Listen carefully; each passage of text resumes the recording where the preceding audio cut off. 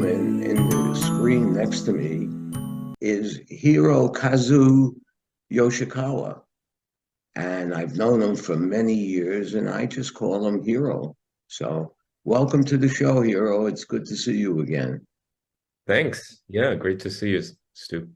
Now, Hero is joining me today because he was the co-director of a 5-year study in conjunction with, why don't I turn the floor over to you and you explain what the project is and what it's all about. In 2017, the MacArthur Foundation announced that they would award a single, very large grant of $100 million to Wow. an initiative that was addressing a critical social issue of our time. So at that point, I had a small-scale collaboration with the International Rescue Committee, which is the international organization that provides a lot of access to services for Mm-hmm. humanitarian context. I got a call from my collaborator there, and she said, hey, we're just going to put in, right now, it's a letter of interest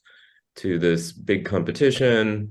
Expect we're not going to hear anything. Is it okay if I put you down as our research partner? And I said, sure. I'm not expecting to hear anything. And then the next thing I knew, we were one of the 8 semifinalists, And I then think. you were the first, you came in first place? Yeah, out of about 2,000 applications that they got from all over the world. Okay, now you have this big pot to use.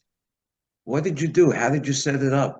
It was a partnership between the International Rescue Committee and Sesame Workshop, which we all know from Muppets and 54 years of programming that they've done, Yeah, not just in the US, but I think many people don't know that Sesame Workshop has also worked in over 80 countries. I But didn't know that. yeah, but Sesame Workshop had never worked in these kinds of humanitarian or refugee contexts. And so this partnership was really innovative. And then at NYU, we provided the research. And so we've just completed about 6 years of both programming and research. So the on-the-ground services have reached close to 2 million children and their families.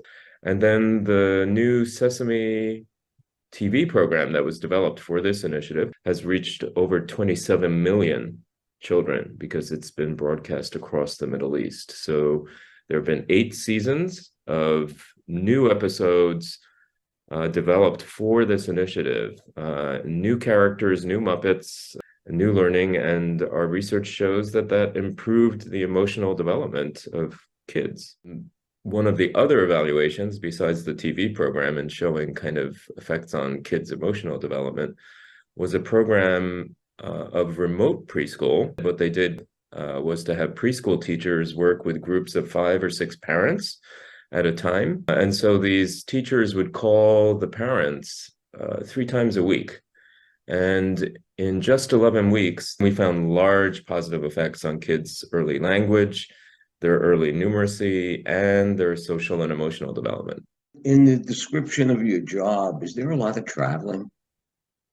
There was, yeah. So you've been all over the world, including Vatican City, I believe. Is that Yeah, true? that was a meeting at the Vatican. Did you get a chance to have a one-on-one, and interact with the Pope? I shook hands with a line of people. How did So that feel?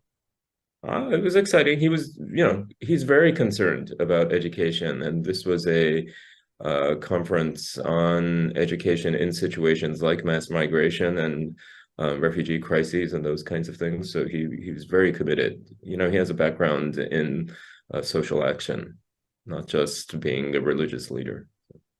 So you've always had a social conscience and wanted to do something to make things better. Yeah, it turns out there's a whole area of psychology called community psychology, and that's how I identify myself as a community psychologist. Community psychologists work not with individuals, but with systems and schools. When you work with, like schools, systems like schools, is there a lot of pushback from the people that are in the trenches like here comes a group of people they don't know, and they're trying to tell them how to do their job better. Does that fit into it, or is everybody a big happy family? I think you raise a really important point, which is that the quality of the partnership really matters. And that usually means that as, let's say, me coming in as a community psychologist from outside a system, you always want to start with the needs and the questions that the educators have, not with my research questions, right? You go in and say, how can we partner? And is there a way that there is information that you would like to see from your schools or from your students or from the parents or the teachers that would help ultimately improve learning, right? That's what all of us are interested in. Are you having a good time? I love the work that I do. The partnerships and the kind of travel mean kind of getting to know places in the best possible way, which is to work with people in situations, in a lot of different communities, and that part's exciting. Let me ask you one final question. Mm-hmm. What's in the future for HIRO? Well, right now I'm excited about a project that's actually in the state of Florida and looking at the impacts of the kinds of policies that have been restricting content around race and gender identity and sexuality. And what are the impacts on teachers and on students, on librarians, all the different stakeholders that are being affected by the state laws in your state? That's a great subject. And maybe you'll come back after you've gathered some data on this and help us here in Florida understand why these policies are the way they are, and why people are reacting to them the way they do. Yeah, So I'd be happy to come back. Yeah, the project is just starting, but it's exciting and obviously really timely. So yeah, be happy to come back. And thank you so much for giving me your time. So And have a great day and give my regards to everybody. I will.